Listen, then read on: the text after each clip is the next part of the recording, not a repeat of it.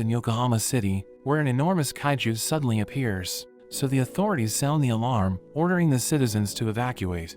It starts destroying the city, and everyone watches the news, as a helicopter starts blasting the monster, but it doesn't do anything, so everyone starts to get worried. But an elite unit known as the 3rd Division arrives to fight the kaiju, and their captain Mina fires her railgun, killing the kaiju with a single shot. Everyone celebrates the victory, thinking the 3rd Division is amazing because they were able to defeat the kaiju without any casualties.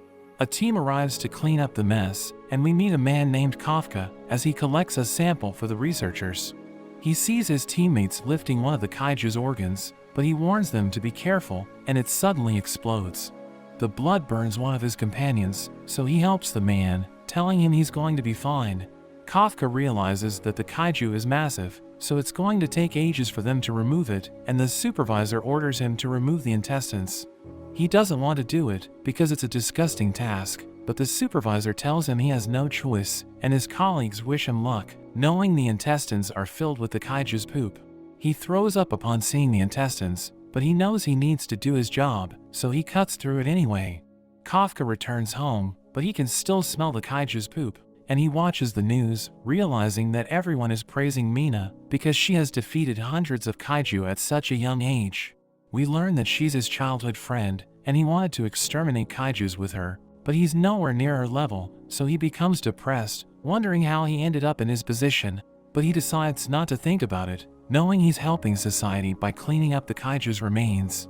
The next day, he reports to his office, where he meets his new coworker named Reno, but he says that he plans to join the defense force. Another man named Takuta tells him that Kafka used to have the same dream, but he gave up on it. So Reno thinks he's pathetic, asking him why he gave up, but he explains that he did his best, and he still wasn't accepted into the defense force.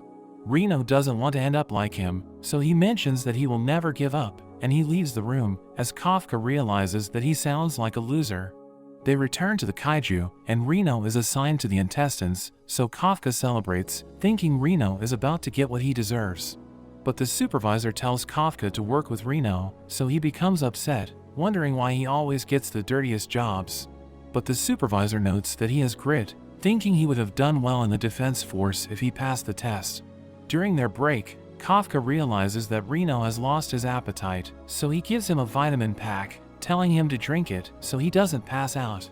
Kafka adds that he needs to plug his nose, saying he needs to do it to survive, but he refuses, so he forces him to do it, and they start working together, as Kafka helps Reno with his job. Later that day, everyone prepares to go home, but Reno approaches Kafka, thanking him for his help. He can't believe Reno is doing this, and he tells Kafka that it's not too late to join the defense force, because they've raised the age limit for applicants. Reno knows he isn't happy with his life, because he looked sad when he talked about giving up, and Reno tells him to do whatever he wants. But he thanks Reno for giving him hope, realizing that Reno is a good person. But at that moment, a kaiju suddenly appears, and it's about to eat him, but Kafka grabs him, and they manage to survive. Kafka tells him to escape and call for reinforcements once he's safe, but he refuses to leave, so Kafka reminds him about his dream, saying he can't join the defense force if he doesn't survive. So he runs away, and Kafka calls the kaiju, so it starts chasing after him, trying to eat him, but he enters a building and jumps out a window. In a flashback, we see Mina crying, so Kafka approaches her, trying to cheer her up. She explains that she's sad because her cat died, and they stare at the ruins of their city, as they mention that they're going to join the defense force. But he thinks she doesn't have what it takes, and he tells her that he's going to become a better defense force officer, saying they will exterminate the kaijus together.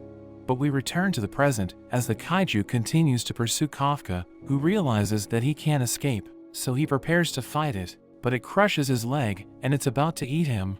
But Reno returns, and he wonders why Reno is doing this, so he explains that he'll never make it in the defense force if he can't even save his colleague. So Kafka realizes he's pathetic, knowing he can't protect anyone, so he doesn't have what it takes to enter the defense force. The kaiju is about to kill them, but a tiger suddenly stops it, as the soldiers open fire, and they blow it to pieces.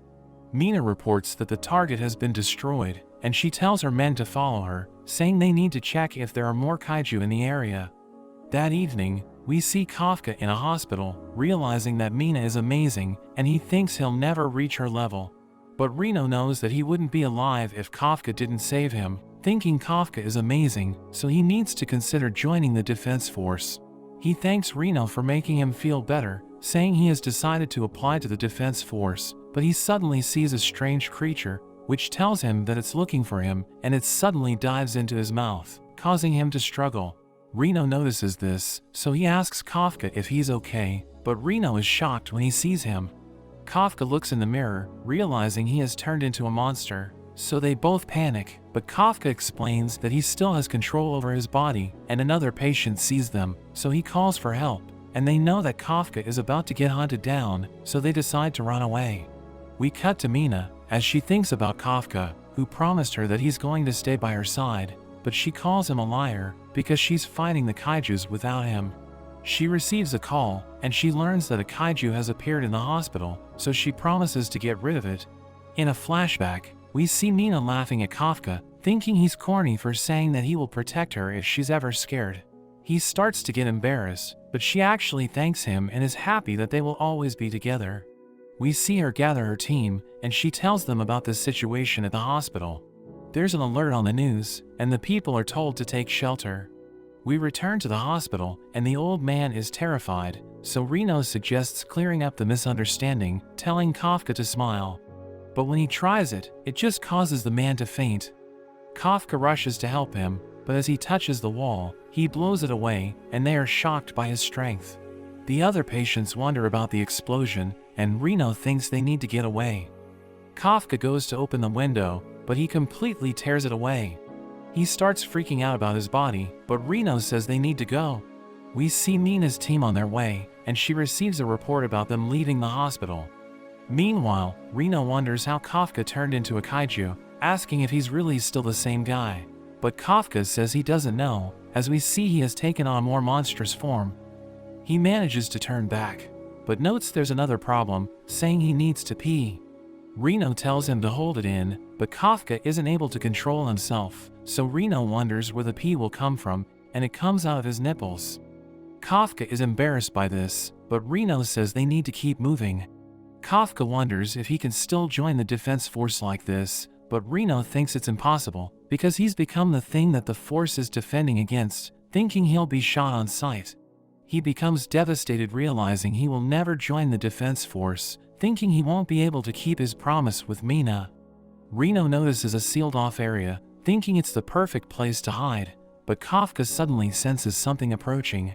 We see an explosion, and there's a report of another kaiju, so Mina splits her team up.